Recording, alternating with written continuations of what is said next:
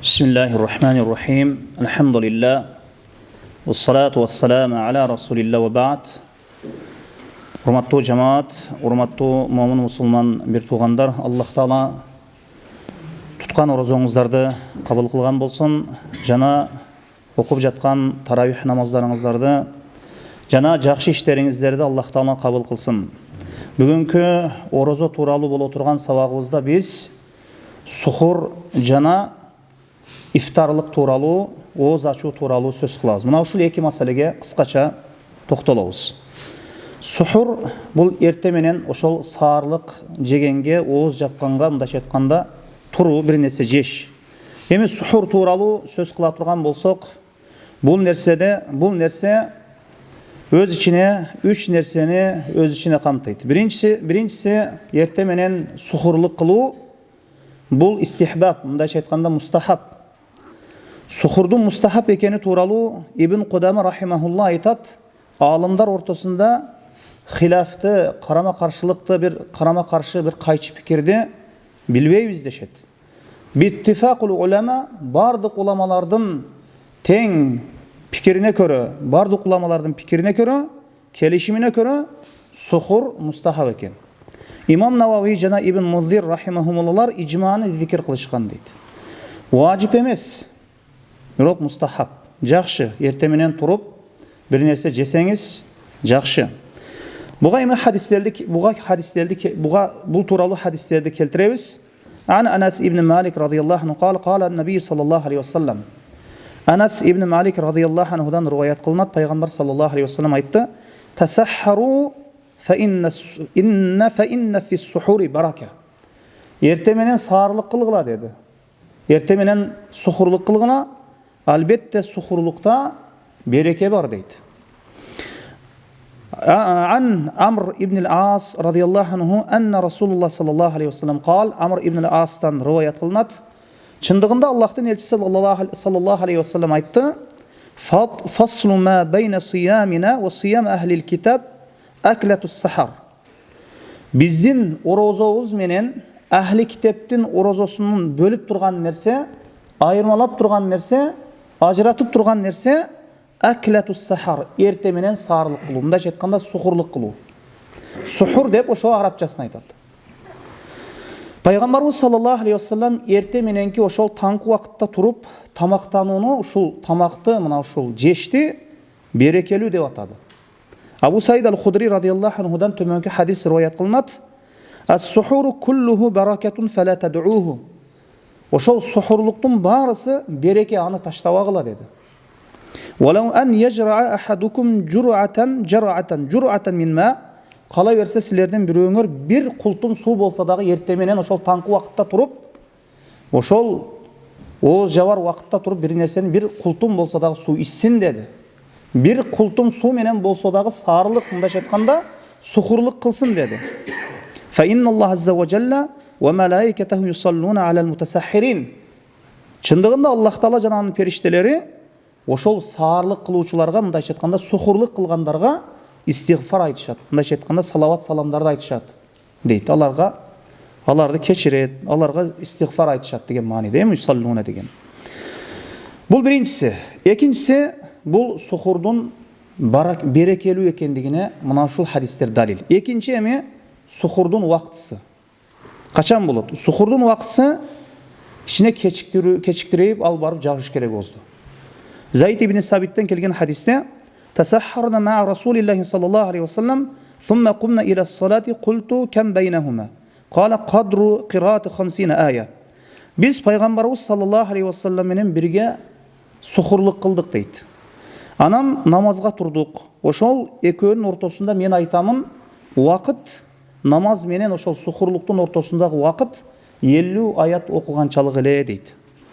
Ирбаз ибн Сариядан келген хадисте: "Даани Расулуллах саллаллаху алейхи вассалам иля сахури фи Рамадан, фaqala халумма иля al-ghada'i al-mubarak." Ирбаз ибн Сария айтат, пайгамбарыбыз саллаллаху алейхи вассалам мени Рамазанда сухурлук кылууга чакырды дейт. Жана айтты: "Келгиле, мына ушундай берекелүү тамакка" деген экен да. Эрте мененки ошол саарлыкка турганыңыз убакытта ошол бир нерсе жеп, оозду жабар жапканы турган убакыттагы ошол тамактануу, ошол тамакта, ошол убакытта береке бар экен. Эмне үчүн? Анткени ошол чыныгы таңга чейин, ошол азанга чейин оозуңузду жаап бүтүшүңүз керек. Ошол фажырга жакын болгондугу үчүн, ошол азанга алып барып туруп, таңды жарытып туруп, анан ооз жабыла берет. Эми бизде шаарда, азыркы кезде шаарда азанга карап эле оозду жабып атабыз. Үчүнчү, эмне үчүн сухур кылуу керек? Эмне үчүн сухур кылабыз? Эртең менен туруп орозо кармайбыз. Ошол бир нерсе жеп, анан оозду жабабыз. ولو أن يجرع أحدكم جرعة من ماء جرعة من Силерден бирөөңөр кала берсе деп атат. Бир култум суу менен болсо дагы оозун жапсын дейт. Бир нерсе ичип алсын дейт. Пайгамбарыбыз саллаллаху алейхи вассалам мына ушул нерсеге бизди буйруп атат. Эми дагы бир хадисинде пайгамбарыбыз саллаллаху алейхи вассалам айтат: "Ни'ма сахурул му'мин ат-тамр" дейт. Момундун саарлыктагы, ошол сухурлуктагы эң жакшы тамагы тамыр дейт. Тамыр деген ошо финик дегени, курма дегени. Курма экен да, эртең менен жеп жата турган болсоң, эртең менен жеп ала турган болсоңуз. Эми бул сухурлук тууралуу айттык. Эртең менен мына турасыз, саат ошол 3:30-да турасыз, эми жейсиз, эми ошол азанга чейин жеп оозду жабасыз. Мына ушул нерсени ошол саарлык дейт, эми бизде кээде зор дейби, кээде не арабчасы сухур дейт. Эми арабча үйрөнөйлү. Сухур дегенде ошону түшүнө бериңиз. Эми ооз ачуу тууралуу айта турган болсок, ифтар тууралуу айта турган болсок, эми ифтар кылууга шашуу керек экен. Ал эми сухурду кичине кечиктирип алып барыш керек. Эми кечиктирет десе, күндү чыгарып күндү жарытып бер деген не эмес, ол күндү чыгарып жеп анда болбой калат анда. Ошол кечиктирип, ошол азанга чейин же ошол таң жаранга чейин, биринчи таң жаранга чейин алып барыш керек. Эми ифтарда шашуу керек экен. Ана шашат десе күн батпай туруп ачып алуу эмес, күн баткандан кийин сразу ачыш керек дегени. Абу Хурайра радиаллаху анхудан риваят кылынат: "Ла язалу н-насу би хайрин ма аджжала н-насу л-фитра, лианна л-яхуда ва-н-насара юаххирун." Адамдар жакшылыкта бола берет, эгер алар ифтар кылууга шашышса дейт пайгамбар саллаллаху алейхи вассалам. Лианна анткени яхудилер менен насаралар бул ифтарлыкты кечиктиришет экен. Калай берсе ошол жылдыздар чыгып, асман бүркөлүп, капкараңгы болгонго чейин орозосун кармап отуруша берет экен. Биздин ошол пайгамбарыбыз саллаллаху алейхи вассалам үммөтүнүн бир жакшылыгы ошол күн батышы менен, күн батуусу менен ооз ачат.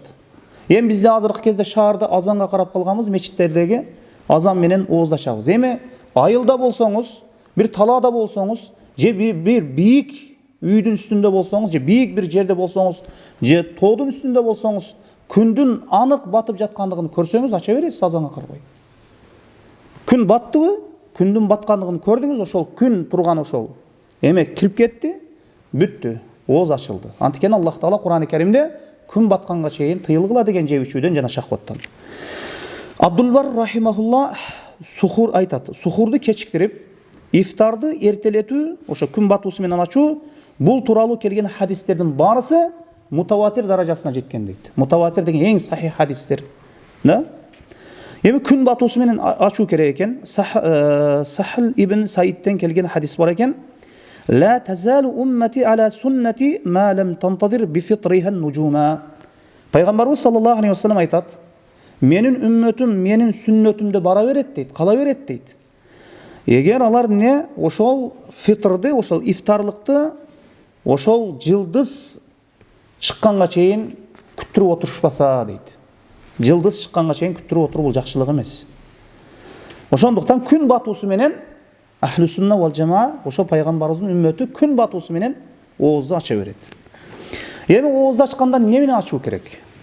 Бул дагы сүннөт, буга да көңүл буруу керек. Пайгамбарыбыз саллаллаху алейхи вассалам рутап менен ачат эле.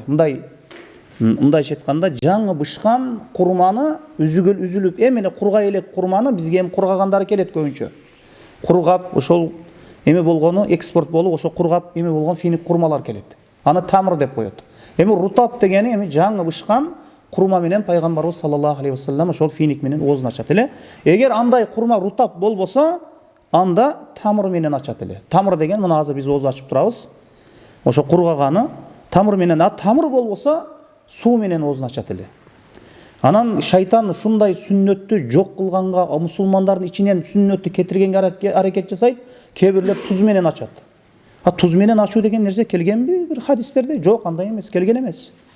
Анан кээ бирлер эч бир нерсе таппай калса, түкүрөт дагы колуна, ошону эмне жалап коет. Бул мындай эмес. Пайгамбар саллаллаху алейхи вассалам аны бизге көрсөтүп берди. Эгер инсан эч бир нерсе таппай калса, анда ниетинде ачып кое берет. Ниетинде убактысы келсе ачып кое берет. Иннамал амалу бинният, амалдар ниетке жараша. Эми андан кийинки Анас радиаллаху анхудан риваят кылынган хадис: "Кана Расулуллах саллаллаху алейхи вассалам юфтиру ала рутабатин qabla an yusalli fa in lam takun rutabatin fatamaratun fa in lam takun tamaratun hasa'an hasawatin min ma." Пайгамбарыбыз саллаллаху алейхи вассалам дейт Анас радиаллаху анху. Ошол бир нече рутап менен, ошол жанагы айтканыбыз рутаптар менен, жаңы бышкан курмалар менен эмне оозун ачат эле дейт. Намаз окуудан алдын дейт. Шам намазын окуудан алдын. Ошо бир нече курмадан жеп, андан кийин шамды окуй берет. Анан бизде жейт десе, мисалы үчүн, ушул жерге да көңүл буруу керек. Анан 1 саат жейт кээ бирлер. Анан шамды окуйт. Бул болбойт. Анан магриб намазын окуйт. Жарым саат кечиктирет. Бир 10 минут ашып кетсе 10 минут тем. Мен бир канча курманы жеп кийин намазды тезинен окуу керек. Андан кийин пайгамбарыбыз саллаллаху алейхи вассалам эгер рутап болбосо, анда финиктер менен, ошо курмалар менен, бир нече курмаларды менен ооз ачып алат эле. Эгер курма болбосо, анда бир идиштеги бир идиш суулар менен, ошо суу менен оозун ачып алат эле. Эми хикматы эмне үчүн мындай? Эмне үчүн мындай? Ифтар менен, ошо ифтар менен, ошол мындай эмне үчүн мындай курма менен ооз ачылат десе, Имам Шаукани рахимахулла айтат, эмне үчүн финик менен десе, мына ушул финиктен бардык витаминдер бар экен да. Бардык витаминдерди өз ичине камтыган экен. Эми Имам Шаукани рахимахулла айтат, тамыр менен ифтар кылуу дейт. Ошо финик менен ифтар кылуу көздүн көрүүсүнү жакшылайт дейт.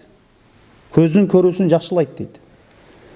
Ифтар кылуу дагы бир нерсе айтып кое турган нерсе, ошол ифтар кылуудан алдын ошол дуа кылуу керек экен. Же сөзсүз бирөө ифтарга чакырган болсо, ошол оозу ачуудан алдын ошол ифтар берип аткан адамга дагы дуа кылып коюу керек. Муну дагы унутпайлы. Мына ушуну да унутпайлы. Аллахка баш ийип пенде орозо кармады. Ар бир ибадаттан кийин эмне болот? Сүйүнүч болот. Бир күн бир орозону толук кармаганыңыз ихлас менен. Бул өтө бир чоң бир жетишкендик, өтө бир чоң бир неимат. Мына пайгамбарыбыз саллаллаху алейхи вассалам айтат: "Уассайму хина юфтир" дейт. Бул эми хадисти кыскартып айтып жатам. Орозо туткан адамдын дуасы кайтарылбайт экен. Орозо тутуучунун дуасы кайтарылбайт. Дуа кылса кабыл болот экен. Анан дуаны кабыл болуусунда дагы инсан эч качан шашпоосу керек. Бул Аллахтын каалоосундагы нерсе. Балким Аллах Таала ошол пенденин дуасын акыретке калтырат, же кичине кечиктирет. Ал өзү билет. Эми ифтар кылгандагы дуалар бар, мына календардагы дуалар бар. Мисалы үчүн дуаларды ифтар кылганда ошол ачып, ошол дуаны окуп туруп ачуу керек дейт. Эми ошол ифтар дуасына мына календардагы айтылган дуа бул заиф хадис бул. Недостоверный хадис бул. Мына ошолордун ичинен, ошол дуалардын ичинен эң сахихрагы, эң күчтүүрөгү мына төмөнкү дуа. Мына төмөнкү дуа. Пайгамбарыбыз саллаллаху алейхи вассалам эгер ошол оозун ача турган болсо, "Иза афтара якул", оозун ача турган болсо айтат эле: "Захаба зама ва бталлат ал-уруq ва сабата ал-ажр иншааллах" деген дуаны айтат эле. Мына ошол хадисте келген мына ошол дуа сахих. Ошол башкаларга караганда, мындайча айтканда, сахихирээк. Ошондуктан сахихирээк хадистерге амал кылганга аракет кылуубуз керек. Валлаху алам, саллаллаху аля Мухаммадин ва алейхи ва сахбихи.